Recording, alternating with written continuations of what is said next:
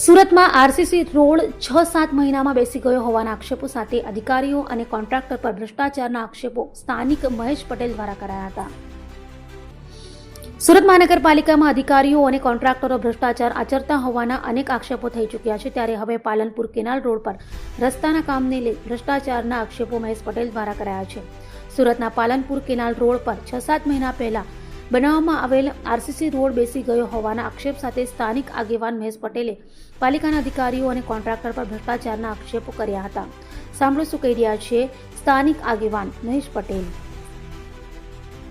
મહેશ પટેલ સામાજિક કાર્યકર્તા। મહેશભાઈ, શું મુદ્દો ઉઠાવ્યો છે કે રોડમાં બેસી ગયો છે કે ફાટ પડી ગઈ છે?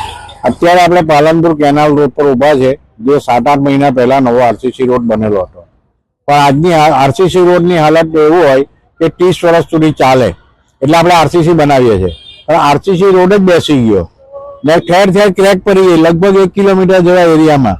હવે માનો કે આ નવો રોડ બન્યો હોય અને આવી રીતે બેસી જાય અને આરસીસી રોડ હોય અને આવી રીતે ગેપ પડી જાય, આની અંદર કોઈ મોટરસાઇકલ વાળાનું કે કોઈ એક્ટિવા વાળાનું વ્હીલ પડી જાય મરી જાય, અકસ્માત થાય ને મૃત્યુ થઈ ગયું, જવાબદાર કોણ? કોન્ટ્રાક્ટર આપે કે અધિકારી પૈસા આપે? એ લોકોને ભ્રષ્ટાચાર કરીને નીકળી ગયા અહીંયાથી।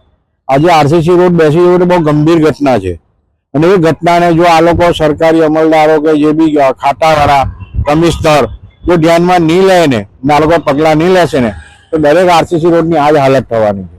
કારણ કે બધાને ફાયદો પડ્યું, કોઈ બોલવાનું છે નહીં, તંત્ર મસ્ત, પ્રજા ટ્રસ્ટ, બરાબર છે, એટલે પ્રજાને કઈ પડી નથી વિચારી। હવે જે અમારા જેવા જાગૃત નાગરિકો છે આનો મુદ્દો ઉઠાવીએ છીએ અમારા જોખમે, અને કારણ કે આ ઉઠાવવું એવી જોખમ છે તેમ છતાં અમે ઉઠાવીએ છીએ, અને આજે લોકોને માનો કે અમે લોકોના માટે કરીએ છીએ ને રોડ સારો બનવાનો હતો તે નથી બનાવ્યો, અને મેં મ્યુનિસિપલ કમિશનર અને વિજિલન્સ ઓફિસરને પણ ફરિયાદ કરી છે।